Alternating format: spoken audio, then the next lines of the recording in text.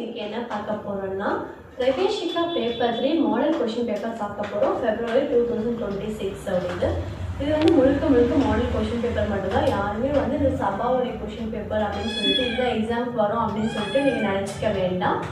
So நம்ம வந்து Sri Ramana model question paper தான் எனக்கு வந்து பார்த்துட்ருக்கோம். நான் உங்களுக்கு வந்து இந்த மாடல் கொஷின் பேப்பரை வந்து நான் அட்டாச் பண்ணுறேன். நீங்கள் வந்து ரெஃபர் பண்ணிக்கிட்டு ஒரு வாட்டி டெஸ்ட் மாதிரி கூட எழுதி பார்க்கலாம் ஒரு மாடலாக. இங்கே வந்து நமக்கு ஆஸ் யூஷுவல் வந்து 100 மார்க்ஸ் தான் எக்ஸாமு. ஸோ நமக்கு டோட்டல் ஹார்ஸ்ன்னு பார்க்கும்போது 3 hours. ஸோ எக்ஸாம் எவ்வளோ ஹவர்ஸ்னால் 3 hours எக்ஸாம். ரொம்ப நீட்டாக ப்ரெசென்ட் பண்ணுங்க. ஸோ இது தேர்ட் பேப்பர் பொறுத்த வரைக்கும் நம்ம 50 மார்க்ஸ் வந்து ஹிந்தி எழுதுவோம், 50 மார்க்ஸ் வந்து நம்ம தமிழ் எழுதுவோம். ஸோ இப்போ இந்த 50 மார்க்ஸ் ஃபஸ்ட்டு 50 மார்க்ஸ் வந்து பார்க்கும்போது ஃபஸ்ட்டு 50 மார்க்ஸில் ஃபஸ்ட்டு ரோம் லெட்டர் பார்க்கும்போது டோட்டல் நமக்கு எவ்வளோ ரோம் லெட்டர்ஸ் இருக்குன்னா 6 ரோம் லெட்டர்ஸ் வந்து இதில் இருக்கும். எவ்வளோ ஹிந்தி ஃபஸ்ட்டு 50 மார்க்குக்கு வந்து 6 ரோம் லெட்டர் வந்து ஹிந்தியை பேஸ் பண்ணி இருக்கும். ஸோ நீங்கள் எதுவும் கன்ஃபியூஸ் ஆக வேண்டாம். ஆசான் எழுதுகிறவங்களுக்கும் சரி, இது நார்மலாக தமிழ் எழுதுகிறவங்களுக்கும் சரி, ஃபஸ்ட்டு 50 மார்க்ஸ் வந்து சேம் தான், ஹிந்தி தான் எழுதுவீங்க. ஸோ இங்கே பார்க்கும்போது किसी एक विषय पर निबंध लिखिए. फर्स्ट निबंध எழுதுகிற மாதிரி இருக்கும் ஃபர்ஸ்ட் ரோம் லெட்டரில். ஸோ இதில் வந்து எதை பற்றி இதில் பொங்கல் கொடுத்துருப்பாங்க. ஸோ உங்களுக்கு கொடுத்துருக்க அந்த எஸ்ஏஸ் நீங்கள் ப்ரிப்பேர் பண்ணல எது நல்ல எஸ்ஏவோ அது வந்து 15 மார்க்ஸ் நல்லா பார்த்துக்கோங்க. 15 மார்க்ஸ் அப்போ எவ்வளோ எலாபரேட்டடாக எழுதணும்னு பார்த்துக்கோங்க. ஸோ சபா பேப்பர்லேயே வந்து உங்களுக்கு வந்து நல்ல ஸ்பேஷியஸான லைன்லாம் கொடுத்துருப்பாங்க. புக்லெட்குள்ளே தான் நீங்கள் முடிக்கணும். எக்ஸ்ட்ரா அடிஷனல் ஷீட் இருக்காது. ஸோ லைன்லாம் விட்டு எழுத வேண்டாம். அதில் கொடுத்துருக்க லைன்ஸை ரொம்ப பெருசாக தான் இருக்கும். நல்ல லைன்ஸை வந்து டச் பண்ணி ரொம்ப நீட்டாக ப்ரெசென்ட் பண்ணுங்கள். ஸோ 15 மார்க்ஸ் ஃபஸ்ட் ரோம் லெட்டர் வந்து ஸோ 1 × 5 = 15 மார்க்ஸ் ஒன்று தான் எழுத போகிறீங்க. நெக்ஸ்ட்டு செகண்ட் ஒன் பார்க்கும்போது நீங்கள் வந்து இப்போ நமக்கு இதில் வந்து பார்த்தீங்கன்னா லெட்டர் இருக்கும். ஓகேவா, நீங்கள் என்ன எழுதுவீங்க, லெட்டர் எழுதுவீங்க. ஸோ இந்த 10 லிக்கியே ஓகேவா, இதில் வந்து லெட்டர்ஸ் கொடுத்துருப்பாங்க. அதில் என்ன 2 லெட்டர்ஸ் கொடுத்துருப்பாங்க. 2 கொடுத்துட்டு நம்ம வந்து ஒன்று தான் எழுதுகிற மாதிரி இருக்கும். திஸ் ஆர் தட் மாதிரி தான் இருக்கும். ஸோ ஃபஸ்ட் ரோம் லெட்டரில் 3 கொடுத்துட்டு 1 எழுத சொல்லுவாங்க. செகண்ட் ரோம் லெட்டரில் திஸ் ஆர் தட் அப்படின்ற மாதிரி உங்களுக்கு வந்து 2 கொஷின்ஸ் வந்து இருக்கும். 2 லெட்டர்ஸ் வந்து இருக்கும். நீங்கள் ஒன்று தான் எழுத போகிறீங்க. ஒரு லெட்டருக்கு 1 × 8 = 8 மார்க்ஸ். டோட்டல் மார்க்ஸ் வந்து 8. ஸோ தேர்ட் ஒன்னில் வந்து நீங்கள் என்ன பண்ணுவீங்கன்னா உங்களுக்கு ஒரு ஃபார்ம் கொடுத்துருப்பாங்க. ஃபார்ம் பார்னிகா தாரிகா அப்படின்னு கொடுத்துருப்பாங்க. ஸோ இந்த ஃபார்ம் வந்து ஃபில் பண்ணுற மாதிரி இப்போ ஏதோ செக்கு மாதிரி கொடுத்துருப்பாங்க, இல்லை ரயில்வே ரிசர்வேஷன் ஃபார்ம்ஸாக இருக்கும். ஸோ அதை எப்படி ஃபில் பண்ணுறது அப்படின்னு சொல்லிட்டு பேங்க்கோடைய செல்லான்ஸ் மாதிரி கொடுத்துருப்பாங்க. ஸோ அவங்களே அதை கொடுத்துட்டு அதுலேயுமே 2 கொடுத்துருப்பாங்க. திஸ் ஆர் தட்ன்ற மாதிரி 2 செல்லான்ஸ் கொடுத்துருப்பாங்க. இந்த செல்லான்ஸை கட் பண்ணி நம்ம ஒட்ட போகிறது இல்லை அந்த செல்லான்ஸ் வந்து நம்ம ட்ரா பண்ணலாம் போகிறதில்ல. அந்த செல்லான்ஸ்லேயே நீங்கள் பார்த்தீங்கன்னா 1, 2, 3, 4 அப்படின்னு கொடுத்துருப்பாங்க. ஃபார் எக்ஸாம்பிள் 1ல்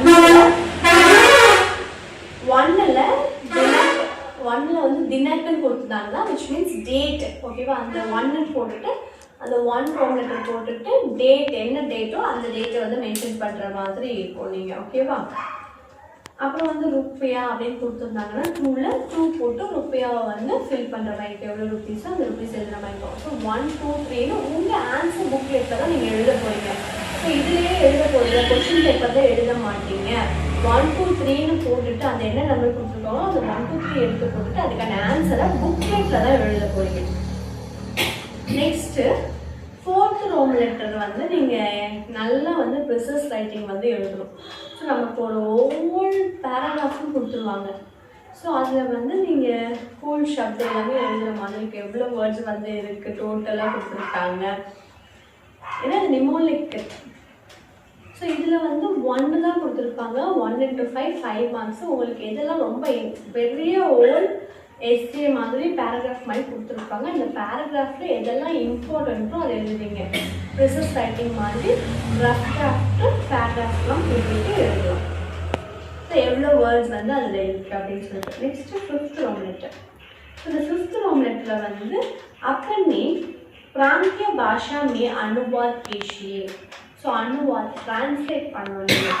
ஸோ இதுவுமே வந்து 1 × 5 வந்து 5 மார்க்ஸு. இது வந்து ஃபஸ்ட்டு 5th ரோம் லெட்டர் வந்து ஹிந்தியில் தான் கொடுத்துருப்பாங்க. நீங்கள் உங்களுடைய லாங்குவேஜ், உங்களுக்கு இங்கிலீஷோ தமிழோ இல்லை உருதுவோ கன்னடாவோ எது வருதோ அந்த லாங்குவேஜ், உங்களுடைய ஓன் லாங்குவேஜ் தெலுங்குவோ அந்த லாங்குவேஜில் வந்து நீங்கள் எழுதிக்கலாம். हिंदी में अनुवाद कीजिए हिंदी. नेक्स्ट வந்து 6th ரோம் லெட்டர்லையும் 10 மார்க்ஸ் ஹிந்தியில் எழுதுகிற டிரான்ஸ்லேட் மட்டும் 10 மார்க்ஸ் உங்களுக்கு 1 into 10 மார்க்ஸு. ஸோ டோட்டலாக நமக்கு இந்த பேப்பரில் 6 ரோம் லெட்டர்ஸ் இருக்கும். பிரவேஷிகா பேப்பர் 3ல் ஃபஸ்ட்டு 50 மார்க்ஸ்க்கு வந்து 6 ரோம் லெட்டர்ஸ் இருக்கும். ஸோ 6th ரோம் லெட்டரில் ஹிந்தியில் எழுதுவீங்க, அவங்க இங்கிலீஷில் கொடுத்துருப்பாங்க, தமிழ் அந்த லாங்குவேஜஸில் கொடுத்துருக்காங்க. நீங்கள் அதை பார்த்து ஹிந்தியில் வந்து ட்ரான்ஸ்லேட் பண்ணி கொடுத்துரும் 10 மார்க்ஸ். ஸோ டோட்டலாக வந்து 50 மார்க்ஸ் வந்து 6 ரோம் லெட்டர்ஸில் கவர் பண்ணிடுவாங்க. நெக்ஸ்ட்டு பார்ட் 2 இது வந்து செகண்ட் பார்ட். இந்த செகண்ட் பார்ட்டில் வந்து உங்களுக்கு வந்து ஈஸி லாங்குவேஜ் இருக்கவங்க அப்ளை பண்ணியிருப்பீங்க, ஆசானுக்கு அப்ளை பண்ணியிருப்பீங்க. ஸோ உங்கள் ஆல் டிக்கெட்லேயே வந்து நம்பர்லாம் கொடுத்துருப்பாங்க, ஆசான் நம்பர் சொல்லிட்டு செப்பரேட்டாகவே கொடுத்துட்ருப்பாங்க. நீங்கள் என்ன பண்ணணும், அந்த நம்பரை பார்த்து கரெக்டாக வந்து புக்லெட்டில் வந்து எழுதணும்.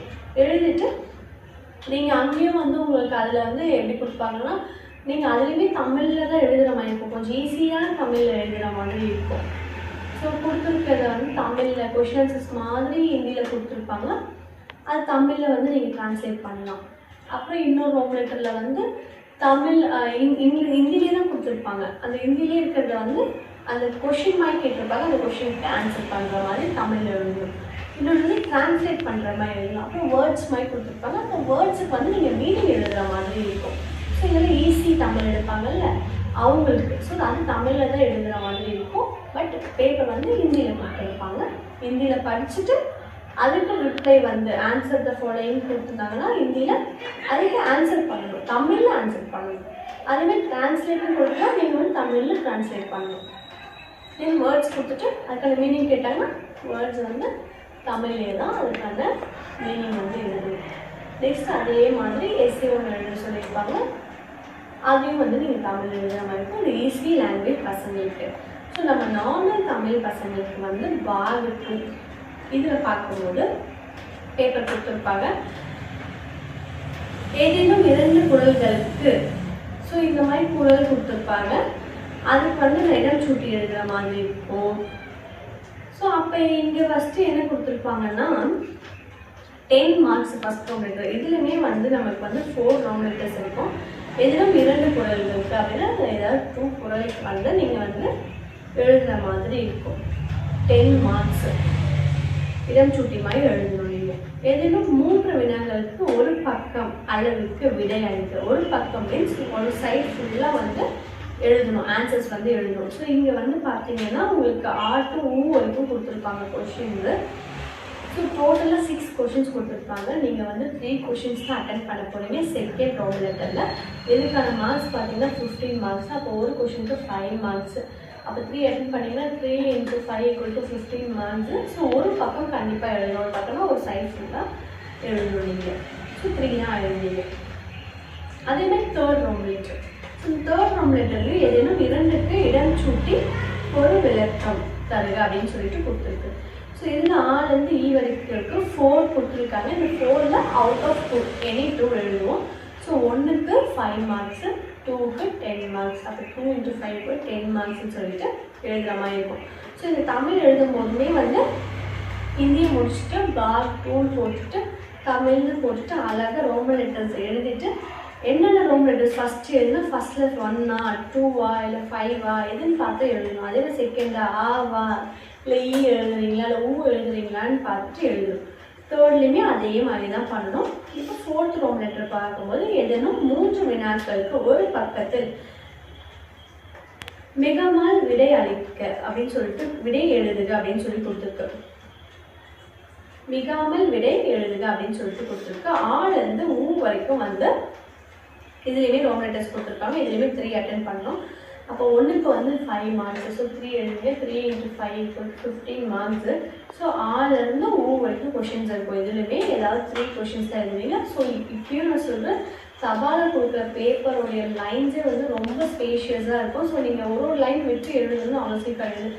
லைன் கண்டினியூ பண்ணியே எழுதுனா பட் ஒரு ரோம் லெட்டர்ஸ்க்கும் கேப் விட்டுருங்க. ஒரு லைன் விட்டுட்டு நெக்ஸ்ட் ரோம் லெட்டர் போட்டுட்டு அந்த நெக்ஸ்ட் ரோம் லெட்டரில் என்ன கொஷின் எழுதுறீங்களோ அந்த கொஷின் நம்பர் போடுங்க. அப்போ தான் வந்து கரெக்ஷன் பண்ணுறவங்களுக்கு ரொம்ப ஈஸியாக இருக்கும். பார்க்கும்போது ஓகே நீட்டாக எழுதியிருக்காங்க, உடனே வந்து நம்ம வந்து இவங்களுக்கு வந்து மார்க்ஸ் கொடுக்கலாம் அப்படின்ற ஒரு தாட் வரும். ரொம்ப நீங்கள் எவ்வளோக்கு எவ்வளோ நீட்டாக ப்ரெசென்ட் பண்ணுறீங்களோ அவ்வளோக்கு அவ்வளோ வந்து இந்த பேப்பர் வந்து இதுவாக இருக்கும்.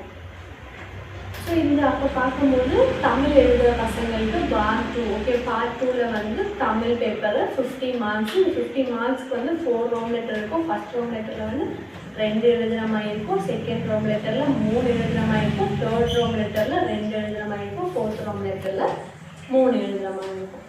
ஸோ ஓவராலாக நமக்கு 4 ரோம் லெட்டர்ஸ் இருக்குது. அதுக்குள்ளே எவ்வளோ கொஷின்ஸ் எழுதணுன்றது நம்ம பார்த்து டோட்டலாக 50 மார்க்ஸு.